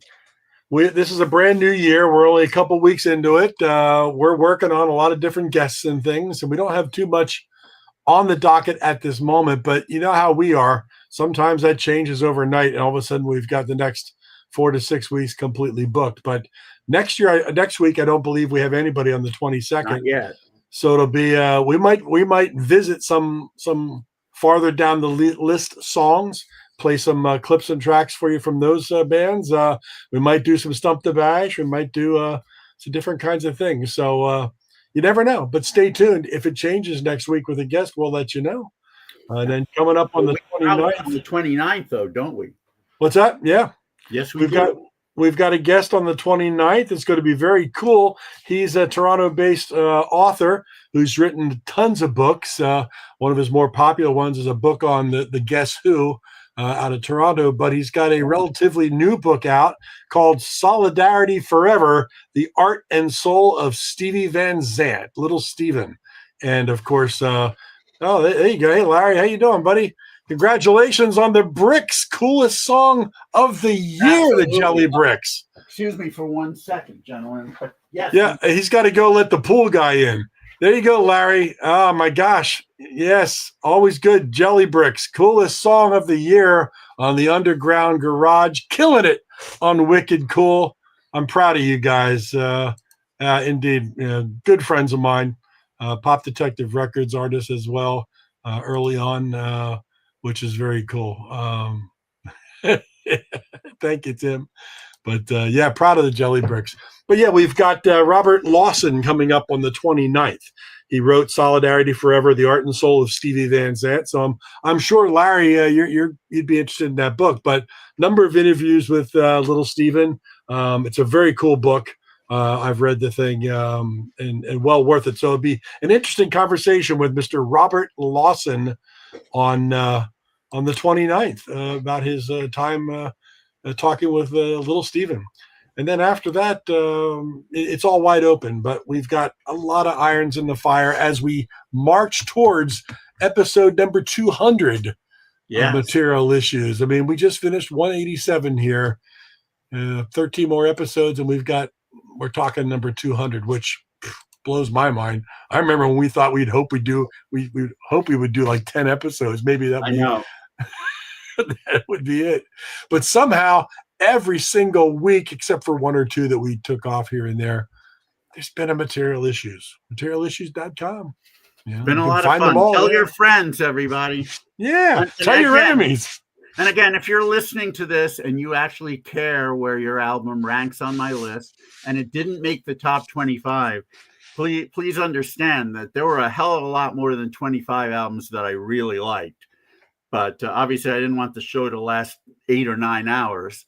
But We'll do that next year. We'll do a 9-hour show. the full list will be posted on Facebook and the IPO website probably early next week. So we'll get it done. Yeah, very cool. Yeah, we thank all of our friends for hanging out tonight and listening for the top 25. Materialissues.com. You can watch this whole episode again if you missed anything, or watch any of the first 186 that we did. But we'll be back next week, 6 p.m. Eastern, 3 p.m. Pacific, to be specific. God bless all those still having or going through the wildfires in California. We are with you in heart and soul, and monetarily. There are people out there with GoFundMe campaigns to help them out, especially Mr. Coulter, one of our guests that we had on the show here. Thankfully, he's obviously got a lot of friends, and that's just wonderful that they were able to raise that much money for him in such a fast amount of time. Very cool. So at least he knows, depending on what he decides to do, he knows that he can put a nice down payment on a new house, and just wait till hopefully the insurance companies come through. Yeah, very nice. I mean, we don't want it to be like a good neighbor. State Farm isn't there. They better be there. But that's great. We are with everybody, and we wish you nothing but the best. And life moves on here on Material Issues. So we look forward to seeing everybody next week. And Absolutely. Thank you, David, for all the hard work in putting together this list and the master list of everything that is yet to come out. And we will work on that book one of these days. I'll get you to work on that book. All right. It'll be pretty awesome.